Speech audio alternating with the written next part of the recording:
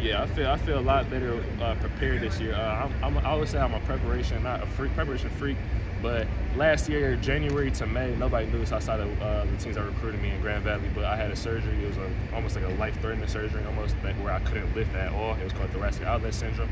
So yeah, so it's very rare. So pretty much I couldn't do anything from January to May. And when I got here in May, that's when I had my surgery, is when I started working my way back into things. So I feel like that took a toll, just not being able to be on the field, run around, do my breaking drills, lift like while I was at Grand Valley and when I got here. And I feel like that, no excuses, but I feel like that definitely took a toll on me towards the back end of the season. Just my body wasn't really prepared fully to where I felt it needed to be to play in the Big Ten. So when did you have the surgery? I had the surgery in May, but I got diagnosed in January. Did you know about it during like the season at all? The previous season? No, it actually just happened in January randomly. Okay. Like, I woke up one day while I was at Grand Valley, just started working out, and my arm pretty much started swelling up, so it could have formed a blood clot if I would have kept going. So I had to take time off until I got that surgery in May. Talk about that now.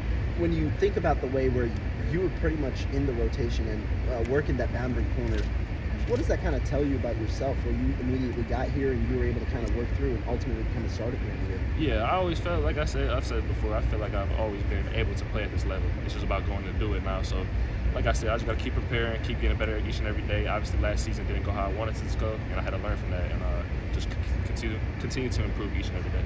Coach Fickle, when we spoke with him last week, he said that you were arguably the most improved player on the team.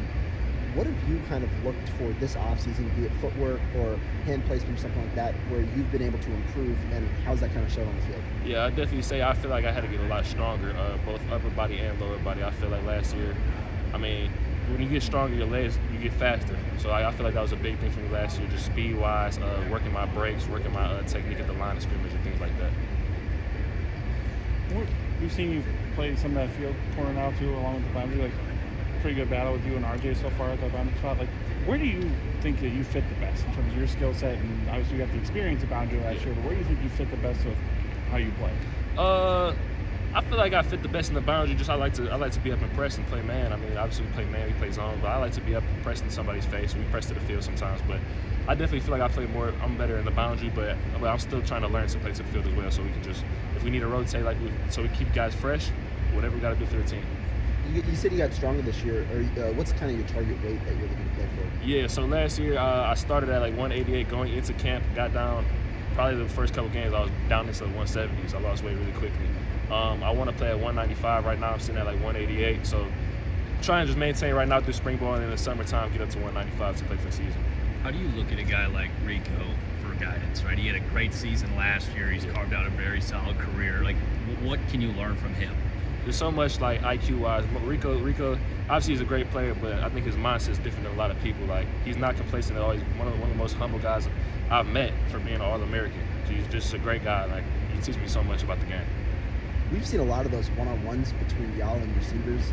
How much pride do you maybe take in some of those reps at the beginning, where you're having those battles with some of the top receivers as well, and kind of how does that kind of help you set for the rest of the day?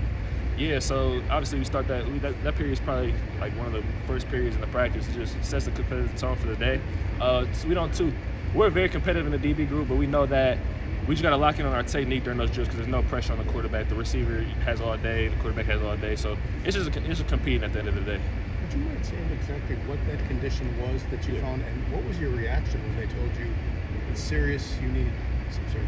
Yeah, so pretty much what it is called thoracic outlet syndrome. And what it is pretty much I think it was like a muscle was a vein was being compressed by a muscle. Okay. So what they had to do was they had to remove one of my ribs.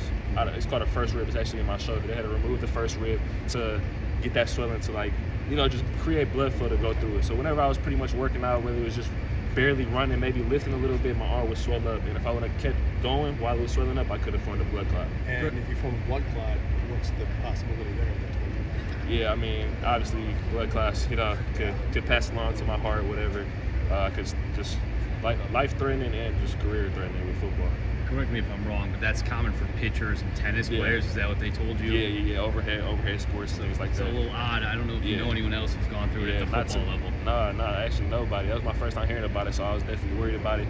Actually, at Grand Valley, we didn't have, here we have so many resources and everything to find out things right away. So at Grand Valley, it took a while to even get diagnosed with it. They had a thought that it was thoracic outlet syndrome, but like I said, I was diagnosed. I mean, I found out my arm was swelling out in January. I didn't get surgery until May. So that just took a lot of time, like with preparation and things. If I was here, maybe I could have got the surgery way quicker, got into the things, start working out and things like that. But at Grand Valley, unfortunately, didn't have the full resources to get on top of things quickly as I would have wanted. So. At what point do you feel like you kind of recovered from the head, or you kind of felt more like 100% again?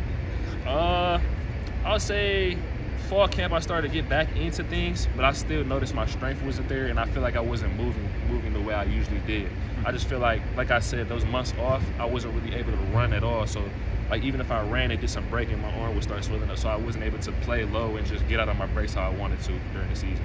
We talked with Coach Mitchell a couple weeks ago about just some of the differences of the Division II life versus Division I. You just mentioned the resources here as well. Yeah. Like, how do you think just being around just more stuff and having more available to you has helped you in this first year here? Oh, it's been a lot. Just obviously the strength and conditioning, the nutrition, and honestly just being able to take care of my body the way I need to train like a pro. I feel like that's one of the biggest things, just making sure my body feels good after every single practice, after every game, just recovery days, things like that. Things that I never really focused on back at the Division II level because we didn't really have too much to do, and a lot of us didn't really take it as serious. So I feel like being around those guys that take this like a profession already, I feel like that has benefited me a lot. Let's do one more so you can get to class on time. When you talk about you in that boundary role, what are the coaching staff especially looking for you to kind of harness in this spring as you kind of grow, and what's kind of your ultimate goal as you play that role as you go this season? Yeah, I feel like just trying in man coverage, just trying to lock down the outsides. Obviously, last year I let up a couple of explosive plays that I obviously would not want to do. Just trying to limit those explosives when there's one-on-one matches to the outside. Just trying to shut down the boundary. Just be a physical corner in the boundary. Appreciate it. Appreciate